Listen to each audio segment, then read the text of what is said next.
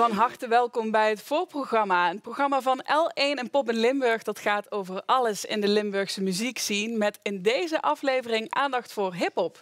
Gert-Jan van Stiphout en Job Vermees, van harte welkom. Jullie zijn het initiatief Cool Cult gestart. Maar voordat ik het daarover heb, laten we eerst even hiphop definiëren, Gert-Jan. Want dan gaat het niet alleen over muziek. Nee, het gaat over van alles. Ook breakdansen, skaten, kleding maken. Eigenlijk is het een soort van mindstate die je hebt. Hoe je leeft. Het beste daarvan probeert te maken. En dat kan door meer dan alleen muziek, ja. Zeker. Er zijn allerlei mensen mee bezig. Zeker ook in Heerlen, Job. In welke vorm zie je dat in Heerlen? Ja, in welke vorm of op welke schaal. Het is gewoon echt enorm. Je ziet dat Heerlen gewoon een geweldige voedingsbodem is en geeft voor creatieven om zich te ontwikkelen. En zeker in een stad als Heerlen zie je dus dat er heel veel jonge, maar ook oudere mensen al jaren bezig zijn met deze kunstvorm. Ja, je noemt een van die jonge mensen, Marciano van Kempen, ook onderdeel van Cool Cult. Laten we even naar zijn verhaal kijken.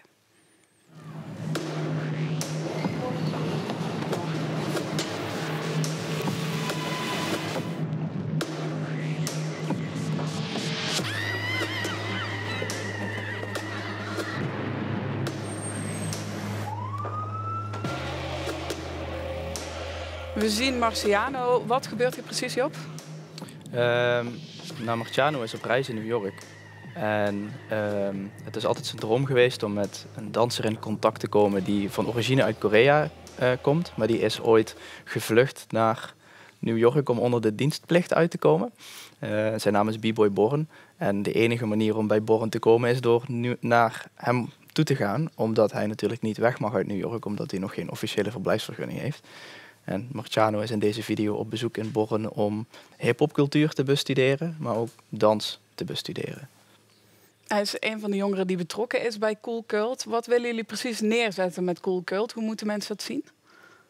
We willen denk ik iedereen die bezig is vanuit een hip-hop state of mind faciliteren om het beste van zichzelf te worden. Dat kan op verschillende manieren.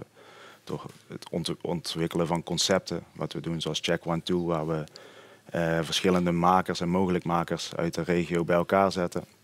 Maar ook bij het ondersteunen van makers, door middel op zoek te gaan naar fondsen of gewoon door middel van gesprekken. We willen eigenlijk zoveel mogelijk faciliteren, niet het wiel opnieuw uitvinden. Er gebeuren gewoon een heleboel super toffe initiatieven in Heerlen. En die willen we zo goed mogelijk ondersteunen. Ja, want die initiatieven zijn er al, Job. Er zijn heel veel mensen al op een bepaalde manier bezig met hiphop in Heerlen. Ja. Waar wil je die nou bij laten aanhaken? Is dat een gesprek met de gemeente? Of moet dat groter dan dat? Moet het de provincie in? Hoe moet ik dat zien?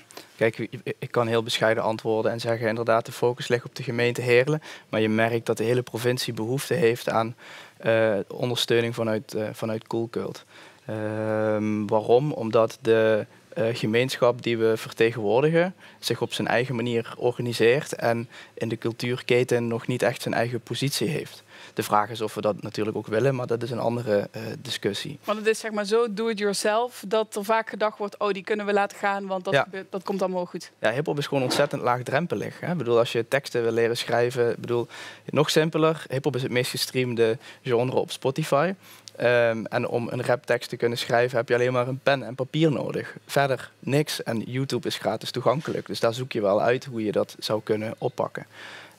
Maar ook de identiteit en herkenbaarheid is super laagdrempelig. En als je dan refereert naar een stad als Heerlen met alle uitdagingen die we hebben. In een stad als Heerlen wil je je eigen draai geven aan jouw leefwereld. Je wilt betekenis geven aan je omgeving en je wilt betekenis maken. En ik denk dat dat zeg maar de reden is waarom Heerlen zich als hip-hop hoofdstad zou kunnen ontwikkelen. Ja, hip-hop hoofdstad zelf. En waarom dan Heerlen in alle steden van Limburg en misschien wel Nederland? Ja, we worden vaak een beetje vergeten. Ik vergelijk ons graag met de Wu-Tang Clan. Die zaten op Staten Island en die deden ook een eigen ding. En als je kijkt naar hoe wij ons positioneren tegenover de Randstad, zitten we ook een beetje op ons eigen eilandje. Maar we hebben internationale evenementen in Heerlen. De geografische ligging is super interessant, want ons netwerk gaat echt wel buiten Heerlen. Als je kijkt naar Luik en Aken, daar hebben we genoeg makers zitten die we kennen.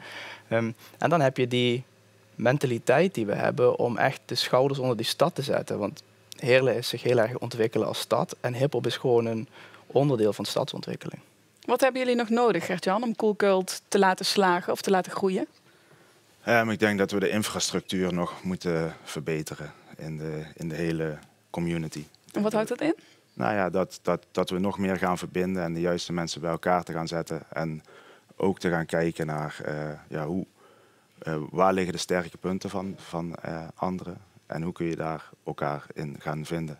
Ja, dus eigenlijk belangrijk is. De vraag aan iedereen die ook maar in welke vorm bezig is met hiphop, om zich bij jullie te melden, zodat jullie eigenlijk kunnen gaan kaderen van wat gebeurt er al allemaal en wat kunnen we daarmee. Ik denk dat er al vrij veel in beeld is. Okay. En ik denk dat we juist ook inzetten op de talenten die al iets verder zijn, om hun juist naar een hogere positie te stuwen. Ja. Wanneer zijn jullie tevreden? Wat is die eerste stap, of die eerstvolgende stap? Ik zie je opkijken, tevreden. Ja. Dat zit er nog niet aan te komen. Duurt dat nog even? Ja, wat Gert-Jan ook zegt, is we willen vooral niet opnieuw onderzoek gaan doen en het wiel opnieuw uitvinden. We willen vooral faciliteren wat er al is. En als je het hip-hop talent zou willen onderverdelen in 4 fases, de 4 fases van talentontwikkeling, hopen we dat er dadelijk voldoende faciliteiten zijn om je van fase 3 bekwaam naar fase 4 door te ontwikkelen, zodat je kan excelleren. En dat betekent dus, als ik hem plat mag slaan, dat we veel meer talent gaan hebben die meedraait met internationale top. Maar een van de dingen van hiphop, voor mij in ieder geval, is ook dat je niet zo snel tevreden bent en iedere dag beter wil worden dan de dag daarvoor. En je kan natuurlijk niet iedere dag beter worden, maar je probeert wel ook dan weer anders te zijn, origineel te zijn. En ik denk dat je daardoor kan gaan groeien, maar echt tevreden? Geen idee. Moeilijke vraag. Waar ligt op dit moment jullie focus? Wat is het eerstvolgende wat jullie gaan doen? Talentontwikkeling. Talentontwikkelingsprogramma realiseren. In die video van Marciano zag je dat hij in New York was, ook op een kunstexpositie. Die expositie heet Live Cypher. En dat gaat weer over het betekenis maken en betekenis toevoegen aan je omgeving. En dat concept zouden we eigenlijk in Heerlen willen implementeren met, naar ons inzien, dan talentvolle makers. Om hun een jaar lang te begeleiden om, wat ik al zei, proberen mee te draaien met dat internationale niveau. Ja, dus vanuit Heerlen internationaal, hopelijk in de vorm van de hiphop hoofdstad uiteindelijk van Europa. We plakken die term er gewoon op. Dankjewel voor jullie komst, Gert-Jan van Stiphout en Job Vermees. Dit was het voorprogramma. Dankjewel voor het kijken en tot de volgende keer.